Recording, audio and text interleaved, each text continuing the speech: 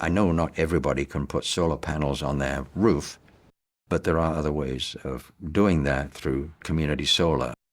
Recognizing that it may not always make sense for one individual to have solar panels on their home, but it may make sense for a group of neighbors or a group of impacted people to get their energy from a shared facility, and that's really the concept behind community solar.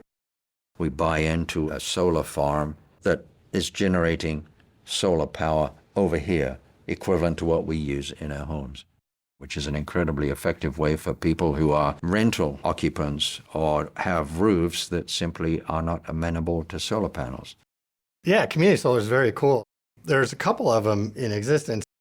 For instance, you get a low-income mobile home park, you put a big solar array, and it generates power.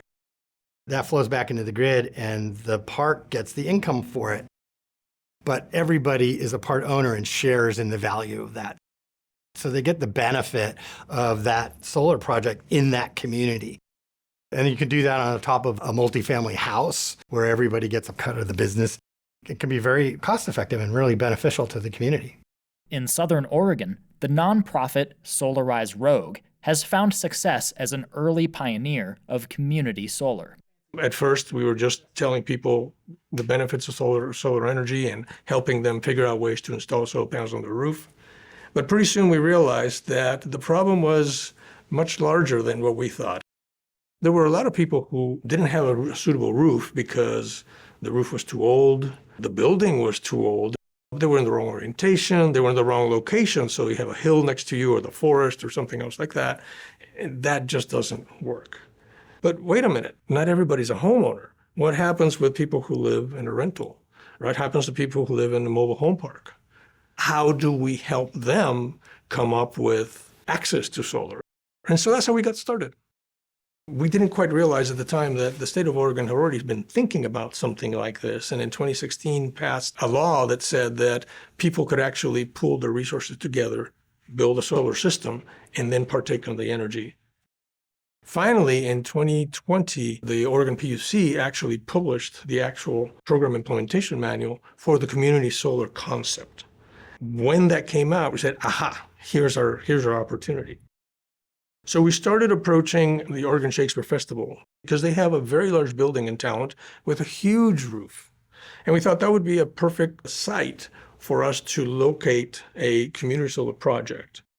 And we wanted to do it small because we didn't really know where this was going to go. The concept was, we're going to ask people to pay for their panels. And we're going to take all that money, build the system, and then the energy that the system generates, which goes directly to the grid, it doesn't go to the people's houses, goes directly to the grid, get bill credits as a proportion of the amount of ownership that they have on the system. The minimum size for a community solar in Oregon was 25 kilowatts, which is very small. I mean, just to give you an example, a typical house uses about 5 kilowatts or could use a 5 kilowatt system. We set a stretch goal for 60 kilowatts. We had to close it down at 141 kilowatts because we ran out of roof space, right, within 3 weeks. And so that was very, very good. We tried to do solar panels on our house here, but we were told that we didn't have enough sun, but we could cut down a tree. That didn't go over too well with us. So fortunately, a few years later, we heard about this community solar project through a friend of mine. I'm very concerned about climate change, and I knew we needed to dramatically increase solar energy in every way possible. My roof wasn't right for solar. If you take a look at this house, you can see that there's some trees that are kind of blocking the southern side of it. I found out I could participate in this community solar system that Ray was putting together, the Solarize Rogue. We had a couple conversations, and I gave him our energy usage bills, and then he told us how many panels we could get. We put in a down payment. This was in 2020, and so it took us until 2022 to actually flip the switch because it's a lengthy process. I mean, it's not as simple as putting solar panels on your roof. You are considered a power plant. Under the power plant regulations, there's a lot of rate type that you have to go through. We had to work with Pacific Power and the PUC because nobody knew how this worked because we had just invented it, right? It's cool that he stepped forward and had some success, but it hasn't been easy. They were finding things as they went along that extended the whole process. Pacific Power owns that energy. They buy it from the system and they pay a certain amount of money for that. You turn on the lights in your house and at the end of the month, you get a bill. Pacific Power looks at this energy that they purchased and said, oh, well, you know what? Keegan owns a certain percentage of the system. So a certain percentage of the money that I paid for that energy has to be assigned into Keegan's bill. Say, for example, that the utility owes you $80 for that energy that they purchased, and your bill was for $100, then you only pay $20 on your monthly bill. On your power bill, it'll say like how many kilowatt hours I got from the system. And we get credited like 9.77 cents per kilowatt hour. And I would get throughout the year maybe over $600 worth of credit. Yep, it has your solar credit right there. Yep, it's right really there, and that'll say here. So $190.49 was a credit for it says the Oregon Shakespeare Festival Co-op project. So I put out a little over $9,000, all right? And it pays for about half of my power. In some ways, I would like to get even more, but it's going to pay for itself in only 13 years. The typical installation of solar panels in a house costs between $15,000 to $20,000. The average home in Oregon requires about a 5 kilowatt system.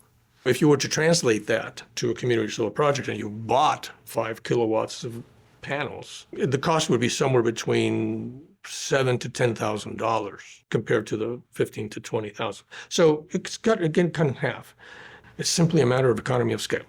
If I'm going to build a 200 kilowatt system, it's going to be much cheaper to build that one system than to build a series of 5 kilowatt systems on other people's houses. At the end of the day, you're paying less because it's cheaper to build. The federal government is giving participants a 30% tax credit. When you think about, well, maybe the system is going to cost me, let's say, $10,000. Now take over the 30%, that's $7,000. If we actually are able to get grants like we did for the OSF building and whatnot, those costs keep going down. Our goal is actually to make these investments much more approachable for folks. It's sometimes difficult to find the right people who want to be a part of that. I think there are some challenges with the receptivity of the utilities to take and buy that power.